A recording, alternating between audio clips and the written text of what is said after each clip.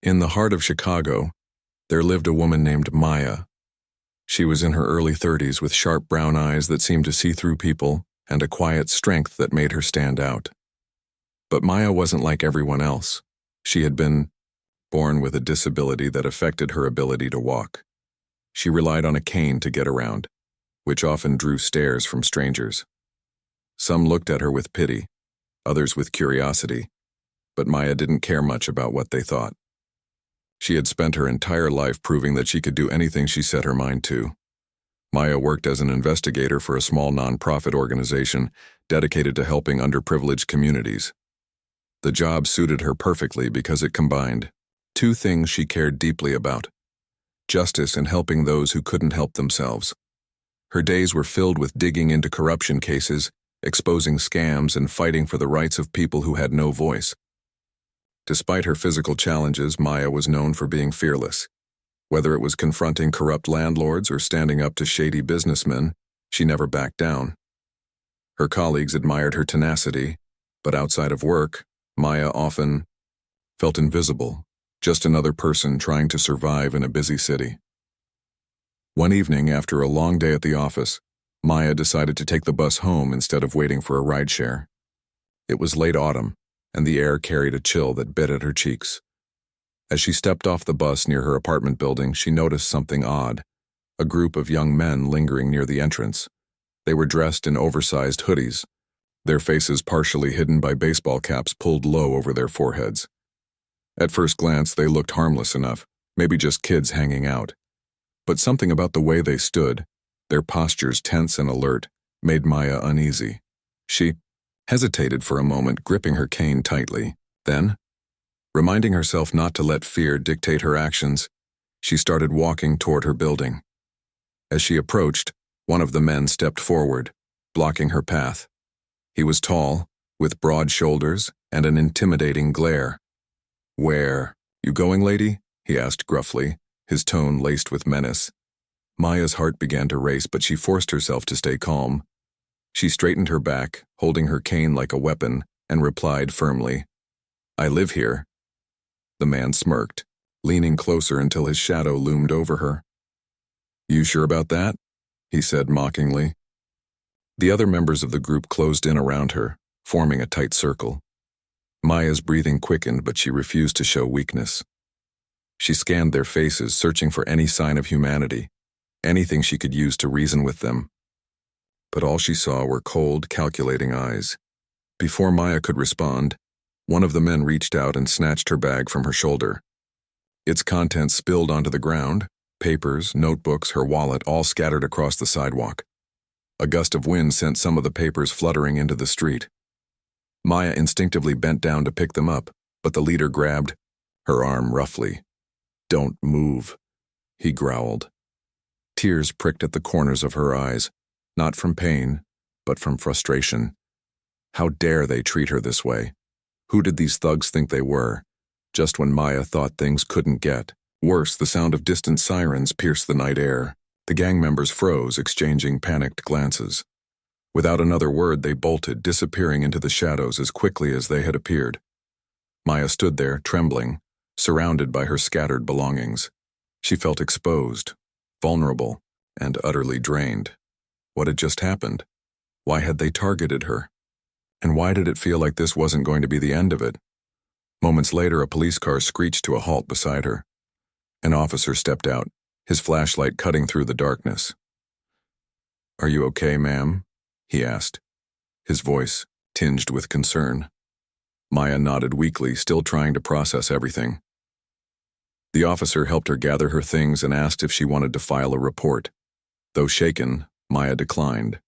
She just wanted to go home, lock her door, and forget the whole ordeal ever happened. But fate had other plans. 2 days later, as Maya sat at her desk reviewing case files, her phone rang. The caller ID showed an unknown number. Hesitant, she answered. "Hello?" On the other end, a deep voice introduced itself. "Ms. Maya Carter? This is Agent Harris, with the FBI." Maya frowned, confused. What could the FBI possibly want with her? The agent explained briefly that he needed to speak with her about an urgent matter, and requested a meeting at a nearby cafe later that afternoon. Though skeptical, Maya agreed.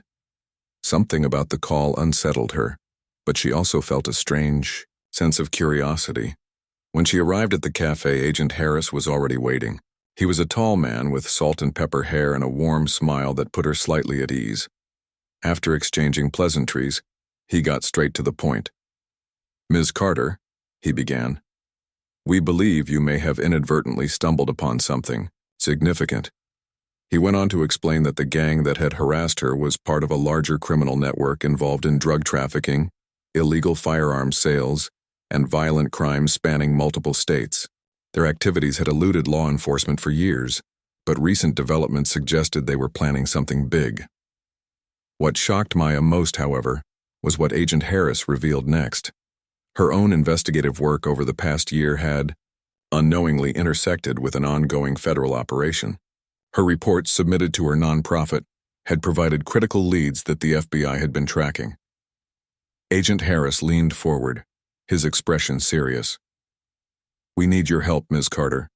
We believe you can assist us in bringing them down." Maya stared at him, stunned. Her, a disabled investigator working for a tiny nonprofit, how could she possibly contribute to taking down a massive criminal organization? Sensing her hesitation, Agent Harris assured her that she wouldn't be alone. A team of agents would support her every step of the way, ensuring her safety.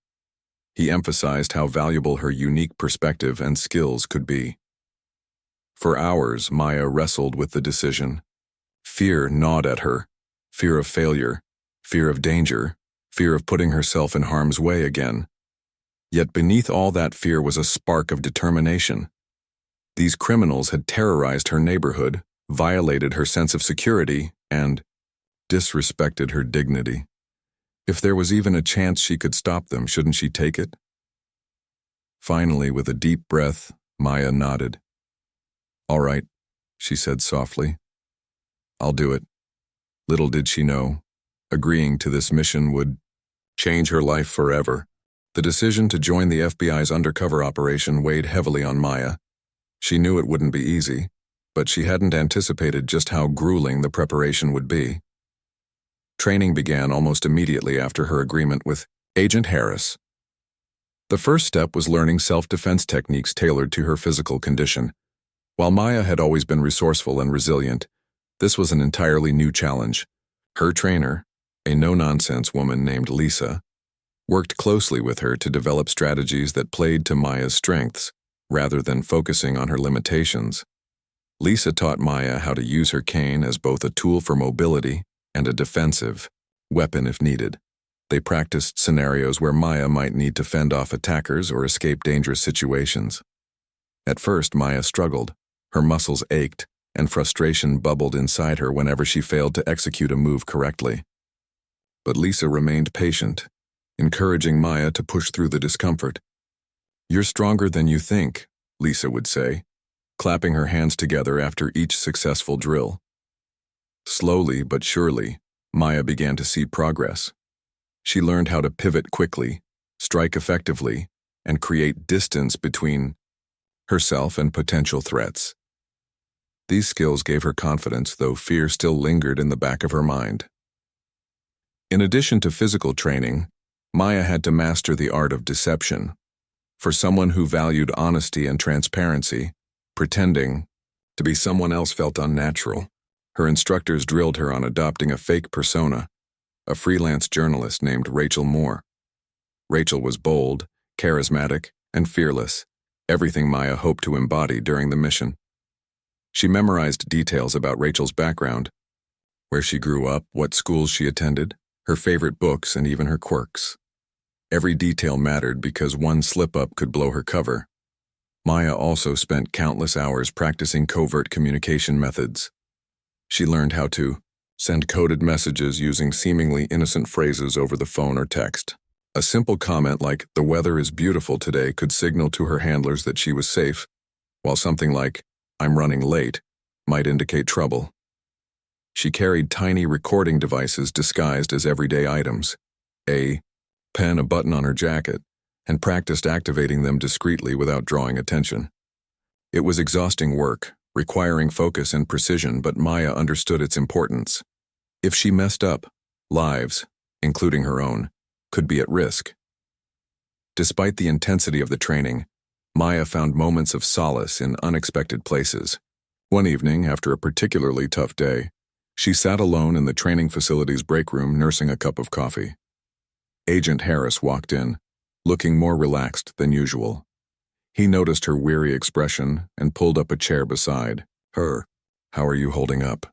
he asked gently. Maya sighed, setting down her mug. "Honestly, I don't know if I can do this," she admitted. "What if I freeze? What if they figure me out?" Agent Harris listened patiently before responding. "You've already proven yourself stronger than most people I know," he said. "This isn't just about your physical abilities. It's about your courage, your intelligence, and your heart. Those are qualities money can't buy." His words resonated deeply with Maya, reminding her why she'd agreed to this mission in the first place. She wasn't doing this for recognition or glory. She was doing it because she believed in justice and wanted to protect her community.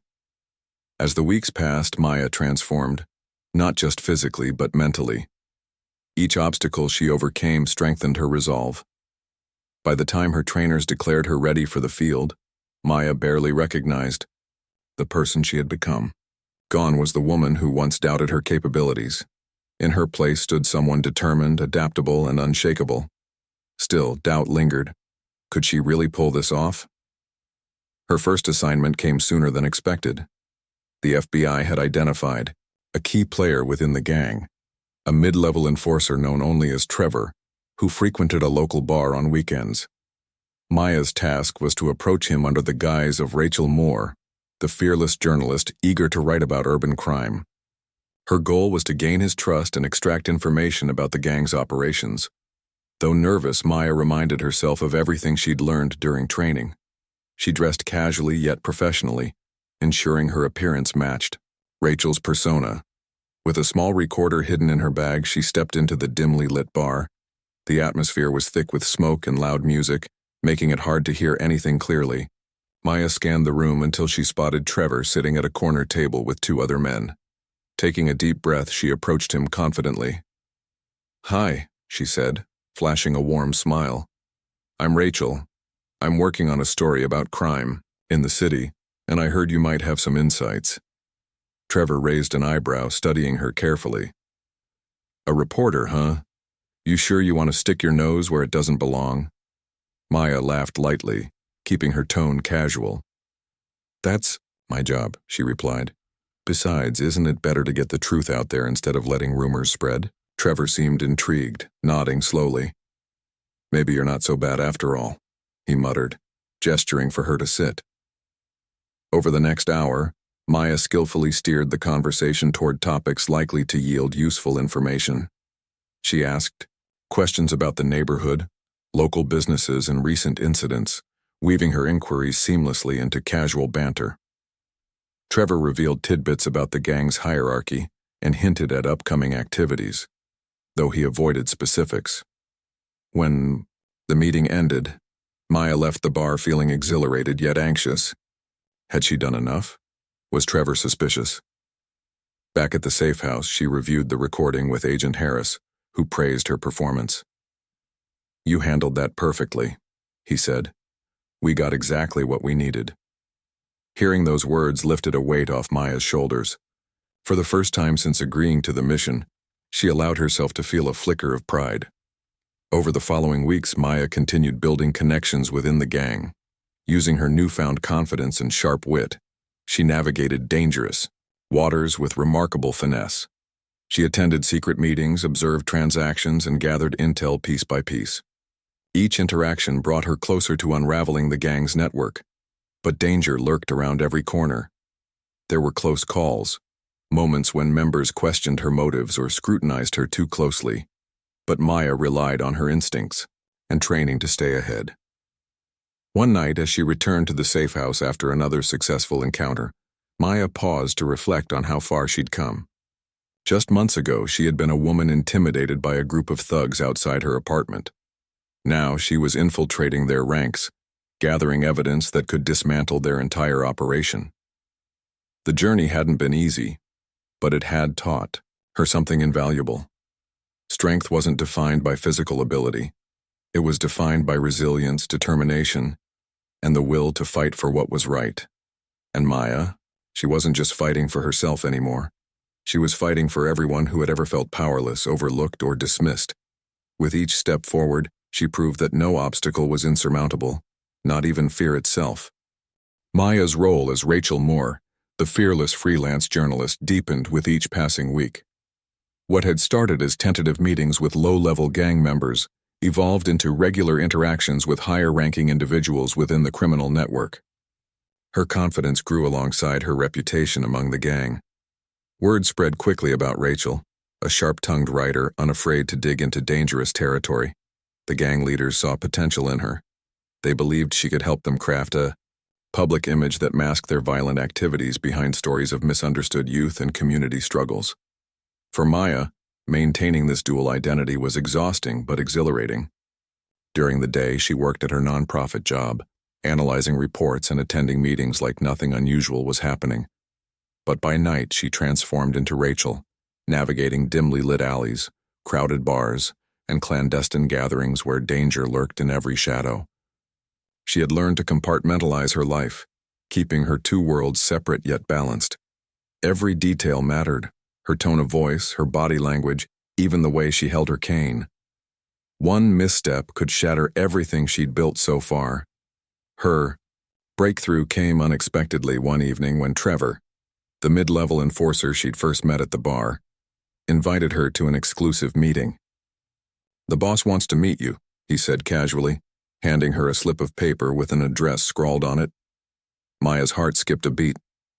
This was what the FBI had been waiting for, an opportunity to get closer to the gang's leadership. Still, excitement mingled with dread. Meeting the gang leader meant stepping deeper into the lion's den. If anyone suspected her true intentions, there would be no second chances. That night, Maya prepared meticulously. She dressed in dark jeans and a leather jacket, ensuring her appearance matched Rachel's bold persona. She tucked a tiny microphone into her collar and slid a recording device into her pocket. As she reviewed her cover story one last time, Agent Harris called to remind her of the stakes. "Stay calm, stay focused," he said firmly. "You've got this." His words steadied her nerves, though fear still gnawed at the edges of her mind. When Maya arrived at the location, a dilapidated warehouse on the outskirts of the city, she felt the weight of eyes watching her every move. Two guards stood outside, their arms crossed over their chests. They frisked her roughly before allowing her inside. The interior was dimly lit, filled with smoke from cigars and the murmur of hushed conversations. Men and women lounged on worn-out couches, their faces hardened by years of crime. At the center of it all sat the gang leader, a tall, muscular man with piercing gray eyes and a scar running down his left cheek.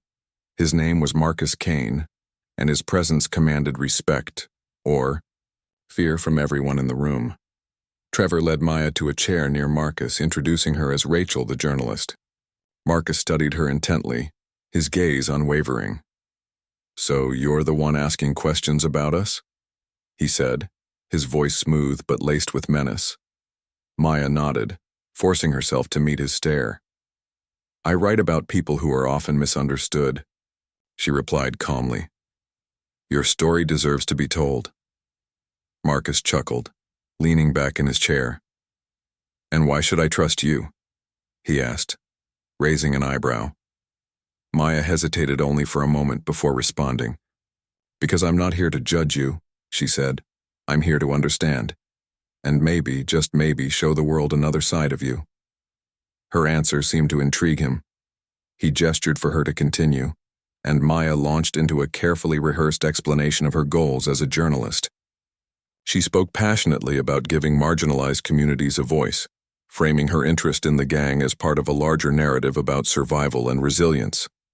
By the end of the conversation, Marcus appeared satisfied, or at least intrigued, enough to keep her around. "All right, Rachel," he said finally. "You can stay, but remember, one wrong move and you're gone." Maya nodded, masking her relief with a confident smile. She knew she'd passed the first test, but the real challenge lay ahead. Gaining Marcus's trust wouldn't happen overnight, and every interaction carried the risk of exposure. Over the next few weeks, Maya embedded herself further into the gang's inner circle. She attended more meetings, observed operations, and listened closely to conversations that hinted at upcoming plans. Through subtle questioning, she pieced together fragments of information: shipments arriving late at night, coded messages exchanged between members, and whispers of a major deal involving weapons. Each tidbit fueled her determination to bring them down. But danger lurked constantly. There were moments when suspicion flared. Once, during a heated discussion about recent arrests, one of the members turned to Maya and asked pointedly, "Why do you care so much about our business anyway?" Panic surged through her, but she maintained her composure. "Because your story is bigger than any arrest," she shot back.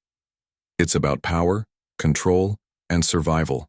That's what sells papers." Her quick thinking seemed to satisfy him, but the encounter left her shaken. She realized how precarious her position truly was. Despite these close calls, Maya's perseverance paid off. One evening, while accompanying Marcus to a remote industrial park, she overheard details of a massive operation.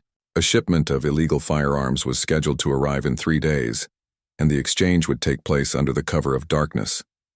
Maya's pulse raced as she memorized the location and timing. This was the break the FBI had been waiting for, the chance to dismantle the gang's supply chain and arrest its key players. Back at the safe house, Maya relayed the information to Agent Harris and his team. They worked tirelessly to plan a sting operation, coordinating with local law enforcement and setting up surveillance equipment. Knowing that the success of the mission depended on her ability to stay involved, Maya agreed to attend the exchange, posing as Rachel. It was a terrifying prospect, but she reminded herself of the greater purpose driving her actions. She wasn't just risking her life for herself.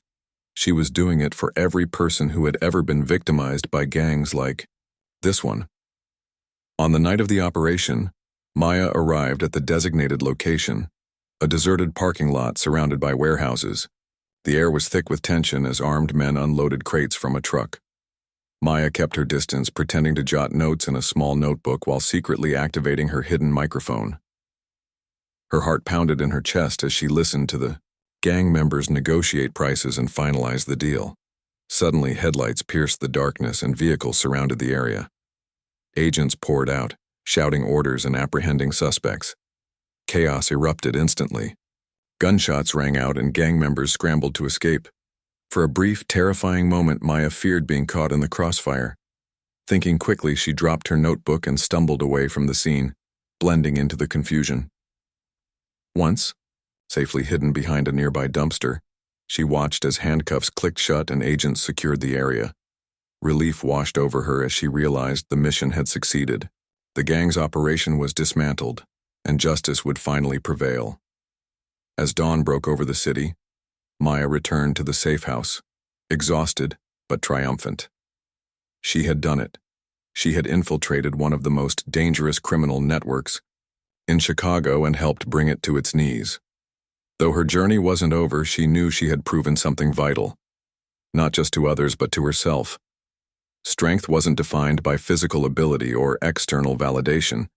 It was defined by courage, resilience, and the will to fight for what was right. And Maya? She had more than enough of all three. The aftermath of the sting operation left Maya physically and emotionally drained. For weeks, she had lived a double life, balancing her role as Rachel Moore with the constant fear of discovery. Now, as she sat in the safe house staring at the cracked plaster ceiling, reality began to sink in. The gang's network was dismantled, its leaders arrested, and dozens of weapons seized before they could hit the streets. It was a monumental victory, one that would make headlines and bring relief to countless families, but for Maya it felt surreal. She had played a crucial part in bringing down criminals who once intimidated her, yet she couldn't shake the lingering weight of what she'd endured. Agent Harris visited her the next morning, carrying 2 cups of steaming coffee. "You did," Good, Maya, he said, handing her one of the cups. His voice carried warmth, but his eyes betrayed concern. Maya nodded faintly, wrapping her hands around the mug to absorb its heat. It doesn't feel real, she admitted softly. Like, I'm still waiting for something to go wrong. Harris sighed, sitting beside her. That feeling will fade, he assured her. But take your time. You've been through a lot. Despite his reassurance, Maya struggled to adjust to normalcy. Returning to her nonprofit job felt strange, after months of living undercover. Her colleagues greeted her with smiles and casual conversations, unaware of the battles she'd fought. On the surface, life seemed unchanged. Stacks of case files on her desk, emails piling up, and meetings scheduled back to back. But inside, Maya felt different. She wasn't the same woman who had stepped off that bus months ago, trembling under the gaze of menacing strangers. She had faced danger head-on and emerged stronger than ever. Her newfound strength didn't shield her from nightmares, though. At night, images of Marcus Kane's cold stare haunted her dreams. She relived moments of near discovery, the suspicious questions, the tense silences, the sound of gunshots during the raid. Sometimes she woke up gasping for air, her heart racing as if she were still trapped in that parking lot. Other times she lay awake, replaying every detail of her mission, wondering if she'd made any mistakes. Was there anything she could have done differently? Had anyone suspected her true identity? To cope, Maya leaned on the support system she had built over the years. Friends and family noticed subtle changes in her demeanor. Her best friend, Lisa, a former trainer turned confidant, invited her over for dinner one evening. Over plates of homemade lasagna, Lisa gently prodded her about how she was coping. "You don't have to pretend everything's fine," Lisa said. "You've earned the right to feel whatever you're feeling." Maya hesitated before opening up. I keep thinking about how close I came to getting caught," she confessed. "And sometimes I wonder if I'll ever stop looking over my shoulder." Lisa listened intently, nodding. "What you went through wasn't easy," she replied. "But look at what you accomplished. You helped take down people who thought they were untouchable. That takes guts. Not everyone has that kind of courage." Lisa's words resonated deeply with Maya. Slowly, she began allowing herself to process her emotions instead of pushing them aside. She started journaling, pouring her thoughts onto paper each night before bed. Writing became a form of therapy, helping her untangle the complex web of fear, pride, and uncertainty swirling within her. Through this practice, she realized something important. She didn't need to erase her scars, physical or emotional, to move forward. Those scars were proof of her resilience, badges of honor earned through hard-fought battles. As weeks turned into months, Maya found solace in returning to familiar routines. She resumed volunteering at community centers, mentoring young women interested in investigative work. Many of them looked up to her, inspired by her determination and achievements. One afternoon, while leading a workshop for teenage girls with disabilities, Maya shared snippets of her experience, not the dangerous details but the lessons she had learned along the way. "People will try to tell you what you can and can't do," she told them. "But only you get to decide your limits. Don't let anyone else define them for you." Her words struck a chord with the audience. A shy girl in the front row raised her hand timidly. "How did you stay brave?" she asked. Maya smiled, remembering all the moments when bravery had felt like an impossible choice. "Honestly, I was scared most of the time," she admitted, "but I reminded myself why I was doing it. When you care about something bigger than yourself, fear becomes easier to face." Outside of her personal growth, Maya also collaborated with law enforcement agencies to ensure the success of the FBI's operation wasn't wasted. She participated in debriefings, offering insights into the gang's structure and operations. Her first-hand knowledge proved invaluable, helping authorities dismantle remaining fragments of the criminal network. Though she never sought recognition, the FBI honored her contributions publicly, praising her as a hero. Maya cringed at the label, preferring to remain out of the spotlight. To her, the true heroes were the people whose lives would be safer because of the operation's success. One evening, as Maya walked home from work, she paused outside her apartment building. The memories of that fateful night when she'd first encountered the gang flooded back, their mocking laughter, the rough grip on her arm, the scattered papers fluttering in the wind. Yet, standing there now, she felt no fear. Instead, she felt a quiet sense of triumph. The neighborhood looked different too, brighter, livelier, filled with children playing freely under streetlights. Families strolled past without casting wary glances over their shoulders. It was a small change, but it meant everything. Back.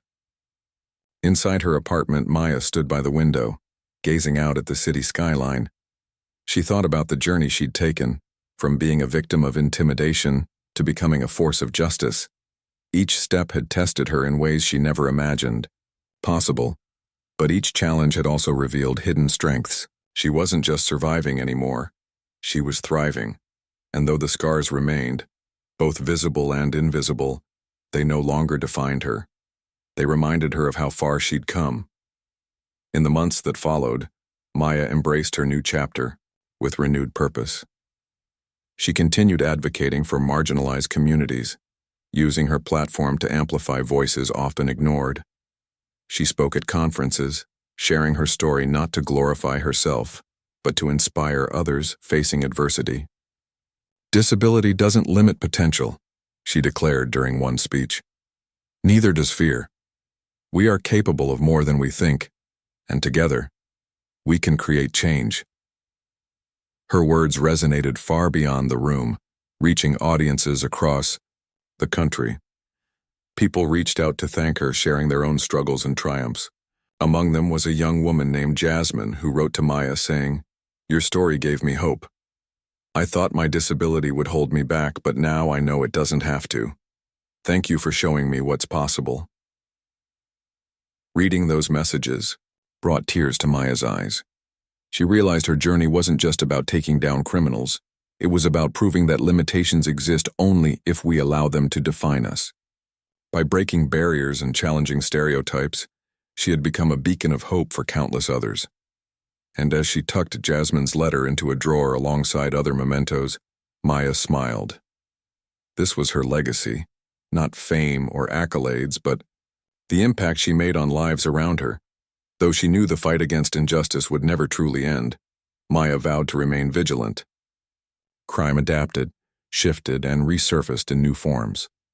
But so did she. Determined to stay proactive, she partnered with advocacy groups, law enforcement agencies, and educational institutions to combat systemic issues plaguing underserved communities. Her experiences taught her that change required persistence, collaboration, and unwavering belief in the power of collective action. Late one night, as Maya reflected on her journey, she picked up her journal and wrote a single sentence. "Strength isn't measured by what you overcome. It's measured by how you rise after falling." Closing the book, she placed it on her nightstand and turned off the light. Tomorrow awaited, full of possibilities, challenges, and opportunities to continue making a difference. And Maya Carter, the disabled black woman who once faced intimidation, with nothing but a cane and sheer willpower, was ready for whatever came next. Months had passed since the sting operation, and while Maya no longer woke up in a cold sweat every night, the memory of that dangerous chapter lingered. She had returned to her routine at the nonprofit organization, but her perspective on life had shifted dramatically. The woman who once avoided attention now found herself stepping into roles she never imagined: mentor, advocate, and even public speaker. Her story resonated with people far beyond what she anticipated, inspiring others to confront their fears and embrace their potential. One crisp autumn morning, Maya received an invitation from a national conference focused on empowering marginalized communities. They wanted her to deliver a keynote speech about resilience, courage, and breaking barriers. At first, Maya hesitated. Public speaking wasn't something she enjoyed. The thought of standing before hundreds of strangers made her palms sweat. But then she remembered Jasmine's letter, the young woman who had thanked her for being a source of hope. and realized this was an opportunity to amplify her message. With a deep breath, she accepted the invitation. Preparing for the speech consumed weeks of her time. Maya spent hours crafting her words carefully, ensuring they conveyed both authenticity and inspiration. She didn't want to come across as someone seeking praise or recognition. Instead, she aimed to share her struggles openly, hoping to connect with others who might feel trapped by their circumstances. "We all have moments when we doubt ourselves," she wrote during one draft. "But doubting doesn't mean you're weak. It means you're human. And sometimes it's in those moments of doubt that we discover our true strength." The day of the conference arrived faster than Maya expected. Dressed in a tailored navy blue dress, she stood backstage, clutching her notes tightly. Her heart raced as she listened to the MC introduce her. Next, we have Maya Carter, a trailblazer whose journey reminds us that limitations are only as real as we allow them to be. Applause erupted as Maya stepped onto the stage, blinking under the bright lights. Hundreds of faces stared back at her, some curious, others eager, and a few skeptical. For a moment, panic threatened to overwhelm her, but she reminded herself why she was there: to inspire change. As she began speaking, her voice trembled slightly, but she quickly found her rhythm. She started by recounting the night she was harassed outside her apartment building. "I'll never forget the way my legs shook as I tried to stand tall against those men," she said, pausing to let the weight of her words settle. "In that moment, I felt powerless. But looking back, I realized powerlessness isn't permanent, it's just a feeling. It passes if you refuse to give in to it." Her audience leaned forward, hanging on her every word. Maya continued, describing her decision to join the FBI's undercover mission and the challenges she faced along the way. "There were days when I questioned whether I could pull it off," she admitted. "Days when fear whispered in my ear, telling me to quit. But I kept going because I believed in something bigger than myself: the safety of my community, the justice owed to victims, and the hope of creating a better future." When she finished, the room erupted into applause. People rose to their feet, clapping and cheering as if they'd witnessed something extraordinary. Maya blinked back tears, overwhelmed by the response. As she left the stage, strangers approached her, thanking her for sharing her story. Some hugged her tightly, while others simply shook her hand, their eyes glistening with emotion. One elderly woman held her hand and said, "You've given me the courage to face my own battles. Thank you." That evening, Maya attended a networking event hosted by the conference organizers. There, she met activists, educators, and leaders working tirelessly to uplift underserved communities. Conversations flowed effortlessly as she exchanged ideas and strategies with like-minded individuals. Among them was Dr. Elena Torres, a renowned sociologist specializing in systemic inequality. Dr. Torres expressed admiration for Maya's work and invited her to collaborate on a research project examining the intersection of disability, race, and crime prevention. Excited by the prospect, Maya agreed without hesitation. Over the following months, Maya immersed herself in the project, conducting interviews, analyzing data, and co-authoring articles highlighting the unique challenges faced by disabled individuals in high-crime areas. Their findings revealed startling statistics. Disabled women of color were disproportionately targeted by gangs, yet rarely received adequate protection or support. Armed with this information, Maya and Dr. Torres lobbied local governments to implement policies addressing these disparities. Their efforts gained traction, leading to increased funding for community-based programs and improved accessibility in law enforcement initiatives. Simultaneously, Maya expanded her outreach efforts, launching a mentorship program for young women navigating similar struggles. She partnered with schools, community centers, and advocacy groups to identify participants eager to learn investigative skills and leadership qualities. Every Saturday morning, Maya gathered with her mentees in a cozy classroom, guiding them through workshops on critical thinking, self-defense, and storytelling. "Your voice matters," she often reminded them. "Don't let anyone silence it." Among her mentees was a spirited teenager named Tasha, whose enthusiasm reminded Maya of her younger self.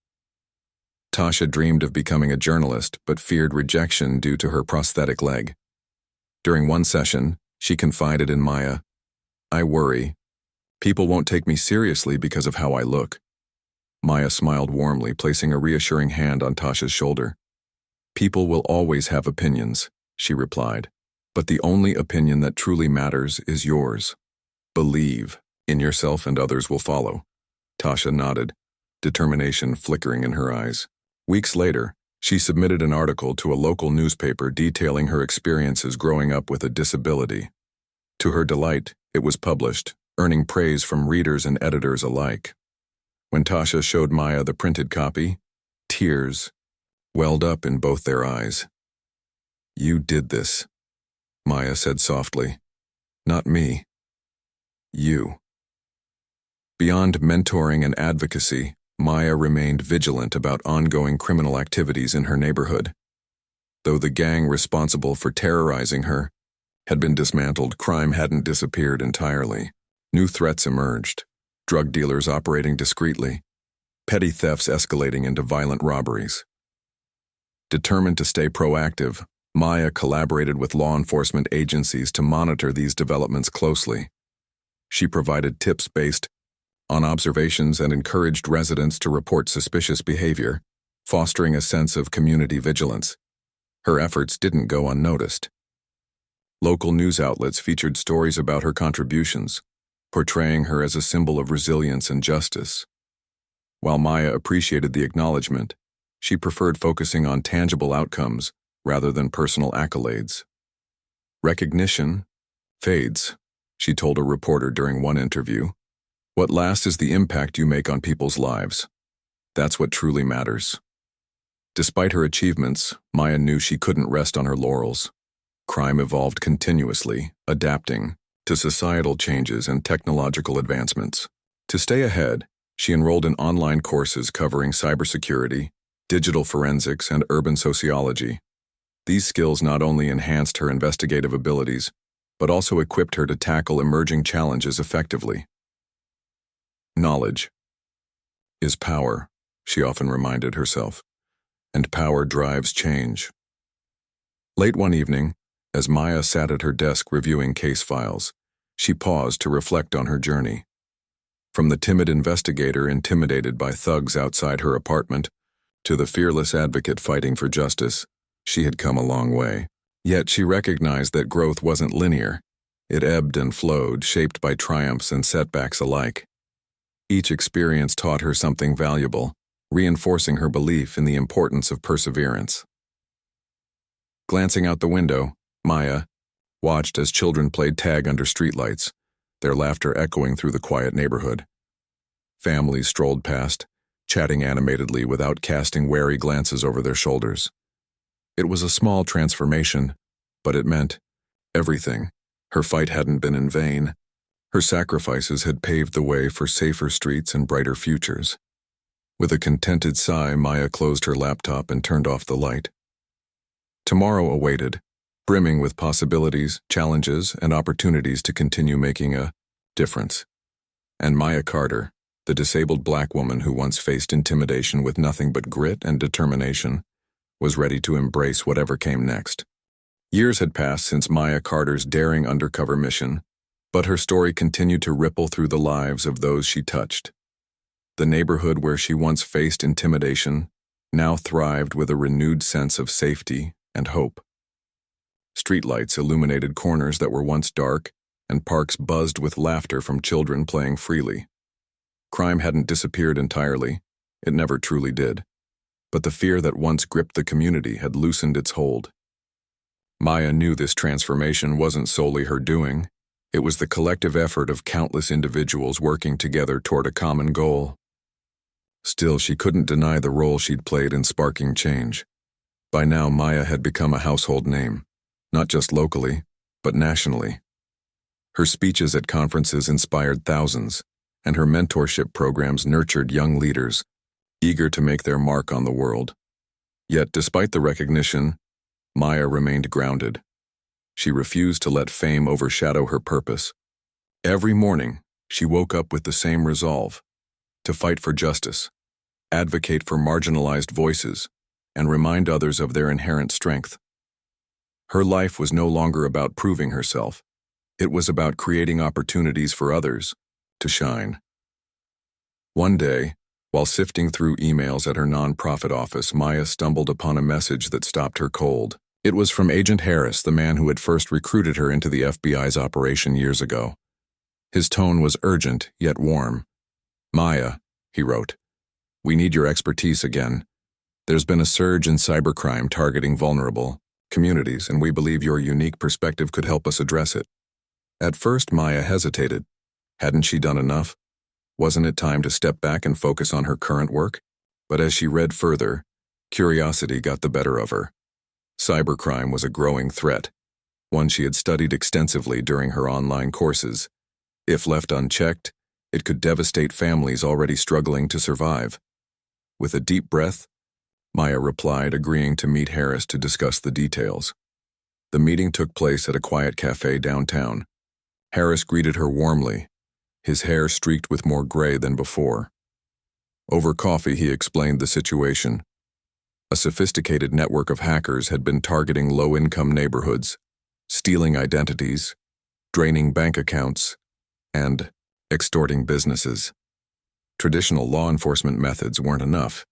They needed someone who understood both technology and human behavior to dismantle the operation. "You've proven you can adapt to any challenge," Harris said earnestly. "We think you're the perfect person for this."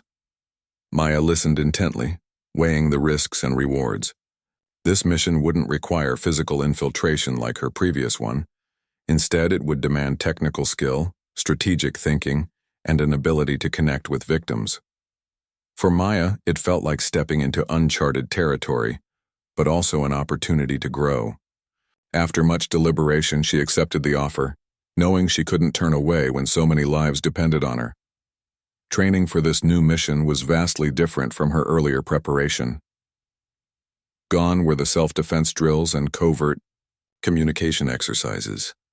Instead, Maya immersed herself in coding workshops, digital forensics seminars, and cybersecurity simulations. She learned how to trace IP addresses, decrypt messages, and identify patterns in seemingly random datasets. At times, the complexity overwhelmed her, but she reminded herself why she was there. Each keystroke brought her closer to protecting innocent people from exploitation. Her first task involved analyzing reports of recent cyber attacks. Victims ranged from elderly retirees to small business owners, all sharing a similar story. Fraudulent emails promising financial assistance or lottery winnings led to stolen funds.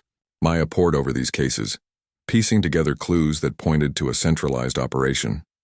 Slowly, a picture emerged. A group of skilled hackers operating under the alias ShadowNet, orchestrating attacks from remote locations across the globe. To gather evidence, Maya collaborated with federal agents specializing in cybercrime. Together, they tracked ShadowNet's activities, monitoring transactions, and intercepting communications. Maya's investigative instincts proved invaluable. She noticed subtle connections others might have missed. One breakthrough came when she identified a recurring email address used in multiple scams. Tracing it back led them to a server located in Eastern Europe. A critical discovery that shifted the investigation's trajectory. As the case progressed, Maya found herself reflecting on how far she'd come. Years ago, she doubted whether she could handle even a fraction of what she'd accomplished. Now she navigated complex algorithms and deciphered encrypted codes with confidence. Her disability, which some once saw as a limitation, became irrelevant in this digital battlefield. What mattered most was her determination and sharp mind, qualities that transcended physical barriers. But the mission wasn't without challenges. ShadowNet retaliated against efforts to expose them, launching counterattacks that disrupted investigations. One night, Maya's computer crashed unexpectedly, wiping out hours of progress. Frustrated but undeterred, she rebuilt her files from scratch, determined not to let setbacks derail her. Another time, a phishing attempt targeted her personal email account, attempting to steal sensitive information. Thanks to her training, Maya spotted the scam immediately and alerted her team, preventing potential disaster. Despite these obstacles, the operation gained momentum. Using Maya's findings, federal agents coordinated international raids, arresting key members of ShadowNet and seizing servers containing incriminating evidence. News of the takedown spread quickly, bringing relief to countless victims. Among them was an elderly woman named Mrs. Thompson, whose retirement savings had been stolen months earlier. When Maya visited her to explain the outcome, Mrs. Thompson hugged her tightly, tears streaming down her face. "Thank you," she whispered. "You've given me my life back." With ShadowNet dismantled, Maya returned to her nonprofit work, though her involvement in combating cybercrime didn't end there. She partnered with tech companies and advocacy groups to develop tools protecting vulnerable populations from online threats. These initiatives included educational campaigns, teaching digital literacy and apps alerting users to suspicious activity. Her efforts earned widespread acclaim, solidifying her reputation as a pioneer in modern crime prevention.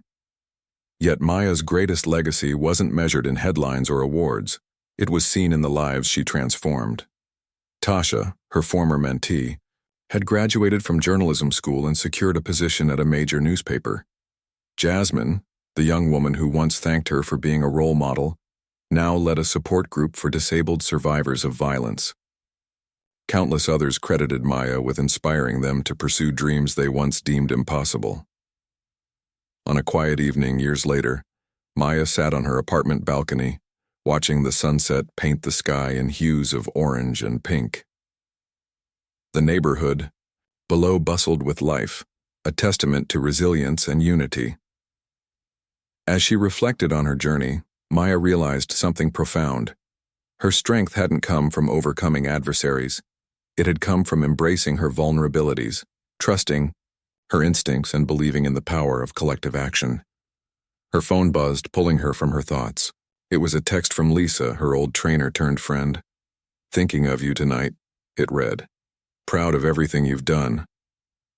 Maya smiled, typing a quick reply. "Couldn't have done it without people like you cheering me on." Turning off her phone, Maya leaned back in her chair, letting the cool breeze wash over her. She thought about the future, not just hers, but the future of the community she loved. Challenges would undoubtedly arise, but she trusted in humanity's capacity to rise above them. For now, though, she allowed herself a moment of peace, basking in the knowledge that she had made a difference. And as the stars began to twinkle, in the night sky, Maya Carter, the disabled black woman who once stood tall against fear itself, felt an overwhelming sense of fulfillment. Her journey hadn't been easy, but it had been worth every step.